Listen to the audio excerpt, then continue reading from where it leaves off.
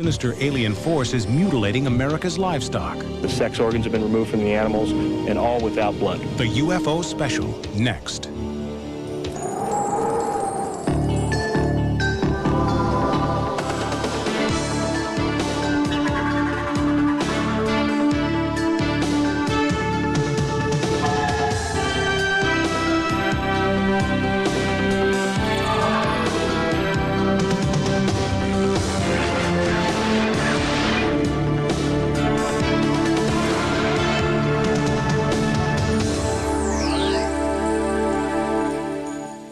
Welcome to Sightings. I'm Tim White.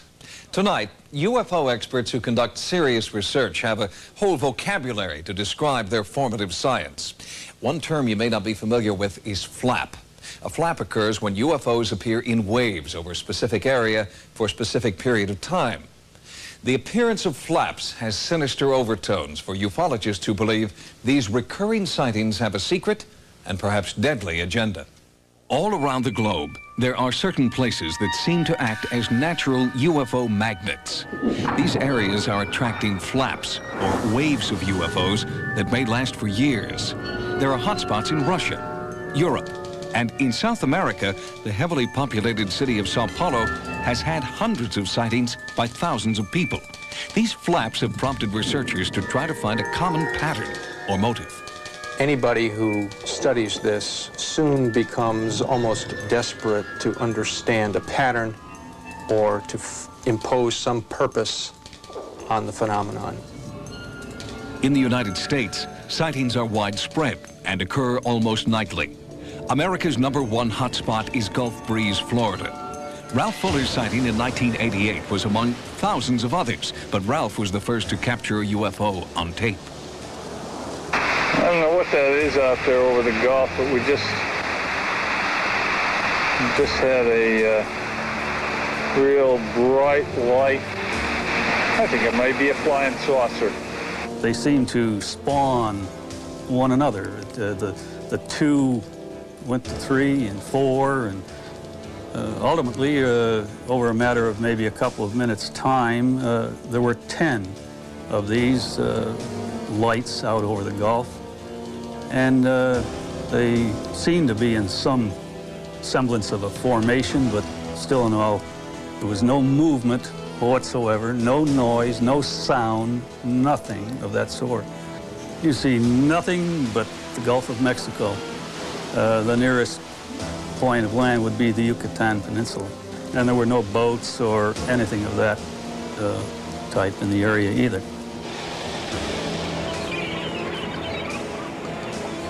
These are sky watchers, amateur UFO enthusiasts in the Gulf Breeze area who go out almost every night of the week with cameras and binoculars in search of UFOs.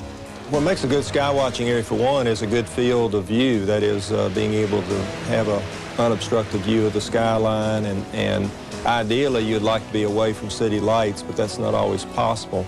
So we go out in the evening and take our chances, and you may have a relaxing evening out under the stars, and then you may be blessed with a sighting. We just never know. We've seen the amber-colored lights, 8 lights in a perfect circle gliding and performing maneuvers in the sky. We've seen rows of lights, suggesting lights perhaps around the periphery of a craft.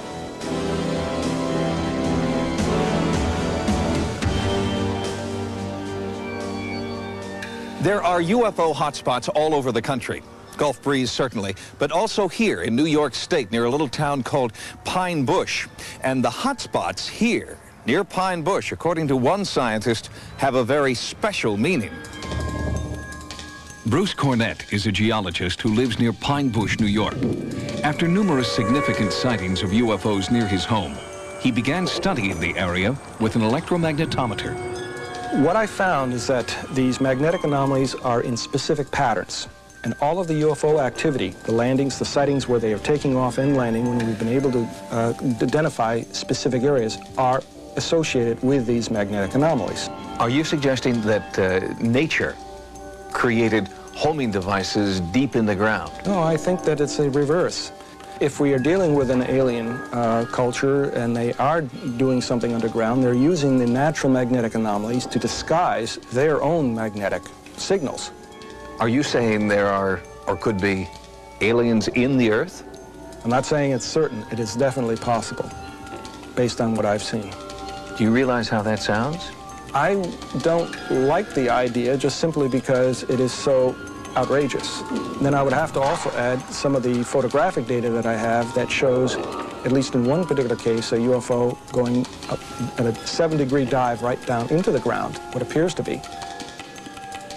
Ellen Crystal has been investigating the Pine Bush Flap since the early 1980s. In her book, Silent Invasion, she documents hundreds of UFO encounters in the area. Working independently, her findings seem to coincide with those of Bruce Cornett. These ships kept coming back to the same fields night after night after night, the same places in the woods. Also, we had experiences where we clearly heard somebody drilling in the woods at night, and this is private property. It seems that there's something being constructed underground, such as an artificial installation of some type.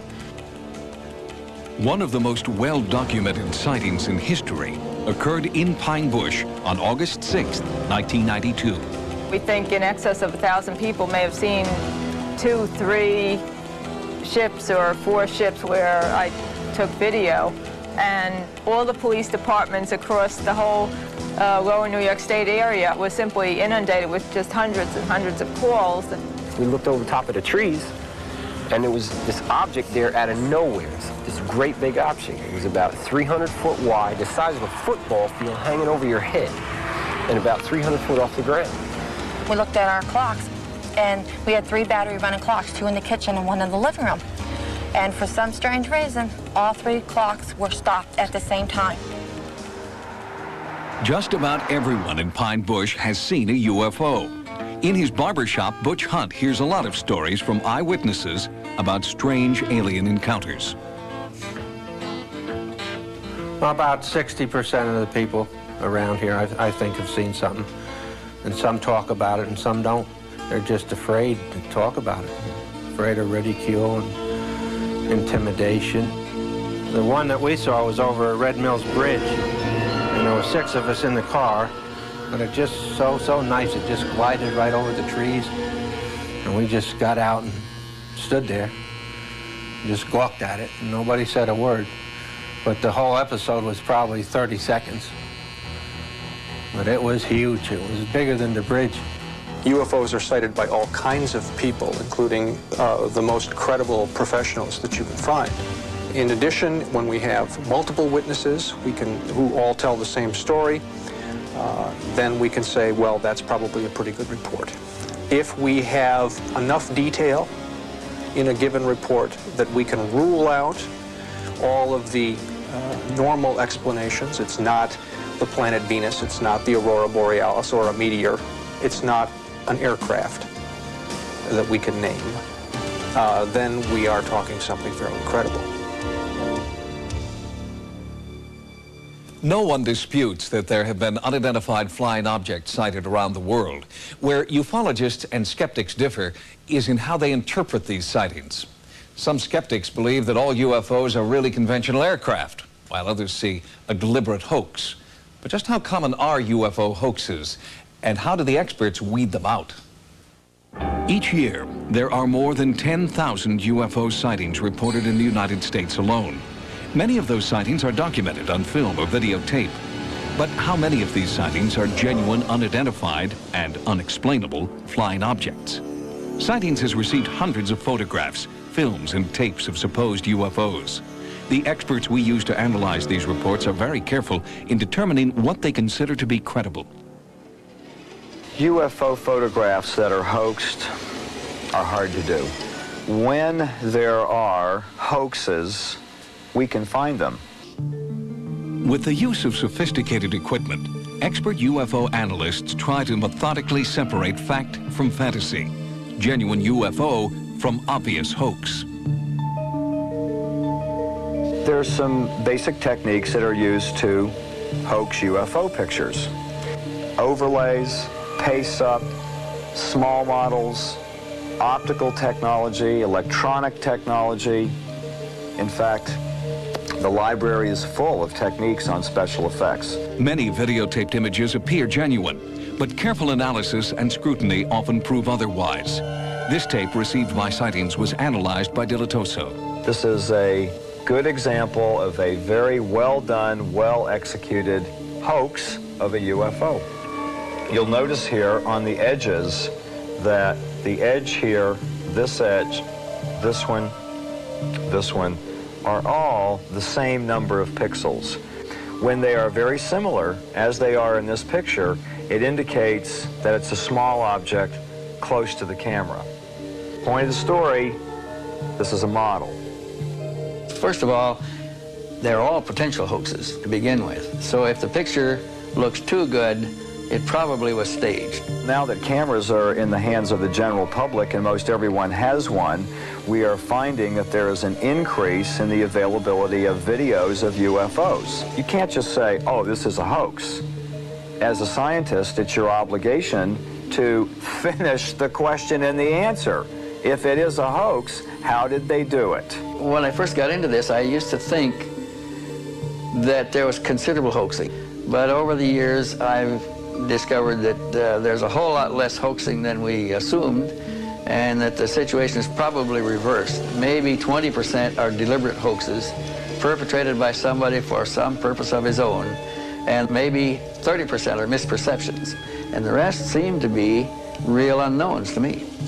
We have to thank the people that do hoaxes because they help us understand the other side too, and what purposes there may be in real UFOs coming here. It's a tremendous mystery we're trying to solve.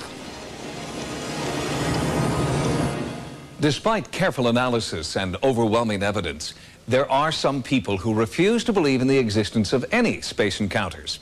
Case in point, there are still people who are dedicated to proving that Neil Armstrong's moon landing in 1969 was a hoax, staged, they say, by Hollywood. Coming up, what sinister alien force is mutilating America's livestock? The sex organs have been removed from the animals, and all without blood. Our exclusive UFO report continues next. UFOs, reports of abduction, and close encounters are not the only potential evidence of alien visitation. Ufologists believe the Nazca lines of Peru and crop circles are also forms of UFO communication. Now, after more than 20 years of study, some experts believe further proof of extraterrestrials on Earth can be found in the bizarre deaths of cattle.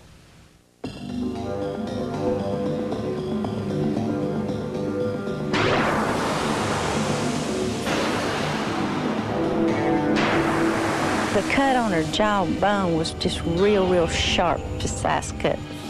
A large incision, removing its sex organs, rectum had been cored out, tail cut off. Her milk sac had been cut out on the left side in an oval about the size of a basketball. It's a mystery that remains unexplained after 30 years of investigation. Some claim alien forces are responsible. Others claim cult activity or secret government testing. Cattle mutilation. The most recent outbreak appears to have been in a 3-county area of northeastern Alabama. Over 50 cases of mutilation have been reported in just the past 6 months. Organs appear to have been removed with surgical precision. So far, the farmers in the area have lost more than $40,000 in livestock. With such tremendous losses, the police department in Fife, Alabama has launched an intensive investigation. Ted Oliphant is a Fife police officer who has personally investigated more than 30 cattle mutilation cases. We're finding the same thing over and over again. The sex organs have been removed from the animals, the tongues have been cut out of them, the jaw has been stripped into oval, clean to the bone, and all without blood. Who or what is responsible for the seemingly ritualistic slaughter of these cattle? Researchers have little to go on beyond these decomposing carcasses. And despite attempts to prove that a sinister force is at work here, some experts believe the mutilations are all the result of natural causes. It leads us to think maybe that animal is getting mutilated, but what's happening is predators, vultures, are also involved with that process. The indication that the predators are not responsible for these animals being cut on is the evidence of high heat at the excision evidence of high heat in excess of several hundred degrees or more, according to the pathologist who studied the tissue samples. That pathologist is Dr. John Altschuler. He has studied suspect cattle tissue for the last 4 years. The tissue at the incisional areas is very firm and very hard and looks burned. And the microscopic evidence clearly indicates that heat has been applied, and predators, to my knowledge, cannot do that. Here we have a photomicrograph taken of the hide from an animal where we've had evidence of burning. The arrow shows a pink color to the tissue underneath the lining of the hide. As we move towards the cut area, you notice a definite color change from pink down here to blue up here. This is a very typical change of exposure of tissue to heat. Other unusual evidence has been found at some alleged mutilation sites. A white flaky substance was recovered from one Alabama location. Officer Oliphant had it analyzed at one Eastern university. And they determined that it was composed of aluminum, titanium, silicon, and oxygen. Aluminum and oxygen, or aluminum oxide, is what's used in the styptic pencil that I use if I've cut myself after shaving, and that stops bleeding. Perhaps that has something to do with why the animals don't have blood on them at the excision lines. In more than half of the Alabama cases, farmers report seeing an unmarked helicopter leaving the scene just before or after a cattle mutilation. They had a chopper in behind my barn. Had all my cattle rounded up in behind the barn. The chopper, when it appeared, it was kind of unordinary. It looked like it's sitting on a box, you know. Of course, it was big enough to get a cow in, you know. If they catch them hovering over their cattle and pasture, I'd probably shoot him. Probably shoot him. Loud helicopter noise, sounded like it was right over the trailer. Went out the front door, went over to my car, returned the seat, pulled out a handgun. I walked towards the edge of the trailer. I saw the helicopter. It's a light blue helicopter, no markings, no numbers, and it was hovering about 15 foot above the tree. I dropped my holster, and the helicopter veered off. I think the greatest mystery of this case is the lack of physical evidence that we found at the sites. Only in one case did we find that white flaky material. We haven't been able to find footprints, we haven't been able to find tracks or wheel marks or anything to indicate that anybody's even been in there. How do you explain that? We can't. My tendency to believe is it's something of a lot higher intelligence than what we've got in normal everyday occurrence around here. Don't really have any ideas who could be doing it or the reasons behind it, you know. You could get most of the parts they removed from a slaughterhouse for free, you know. Yes, sir, I run a meat processing plant, and I made a statement that I would donate them jawbone, the blood, their rectum, and whatever, you know, if they just asked me for it, and then they wouldn't have to kill these farmers' cattle like they do. Despite the willingness of the ranchers to cooperate with authorities in a larger-scale investigation, most government officials are sticking to the predator theory. They do not believe that high tension lines in the area are somehow related to the mutilations. They also deny charges that the government is mutilating cattle in order to support new technology, replacing human blood with bovine blood. And what about the unmarked helicopters? Do they point to the existence of a conspiracy? I think the helicopters are doing the same thing we're doing on the ground. I think they're investigating who's doing this. They're trying to find out too. And because of their behavior, it's obvious that they'd rather have us think that they're doing it than what's actually happening. Whoever or whatever is responsible may never be known. The silent testimony of these mutilation victims has not been able to resolve the mystery. One of the most intriguing aspects of our investigation is what we didn't find. The moment our sightings team arrived in Fife, the mutilations stopped. Did our presence scare someone or something away? Or was it merely coincidence that our investigation coincided with an end to this bizarre phenomenon? Coming up, can life exist in outer space? A bizarre growth discovered on a satellite brought back from space has scientists baffled. In some cases, it looks somewhat like a fungus or a mold. It brought back priceless data from outer space. Recently, one NASA satellite was retrieved after being lost in space for 6 years. That satellite brought back something scientists have never seen before, and so far, can't explain. Scientists are puzzled by the unidentified space growth and excited at the prospect of what may be a new life form recovered from the exterior of a satellite. The growth is a very interesting phenomenon. It's not exactly identified yet, but it's still in preliminary stages at this point. The growth appeared on an LDEF, the abbreviation for Long Duration Exposure Facility. Basically, a satellite designed to expose and test materials in outer space. It is a gradient growth that generates from an area in which the covered portion of the LDEF was located at. And as you can see specifically right in this area, you get a very silvery looking area to a very dark brown into a brownish white kind of area. In that area, scientists found microscopic fibers. When they were magnified by a high-powered scanning microscope, mysterious images were revealed. In some cases, it looks somewhat like either like a fungus or a mold, at least to some of us. What came back on this satellite appears to be organic, but some researchers believe the growth is merely the result of a battery leak on board the craft. Others point to the fibers as proof that the growth is organic and that strange new life forms may exist in outer space. If you've had a paranormal experience, call the Sightings Hotline at 1-900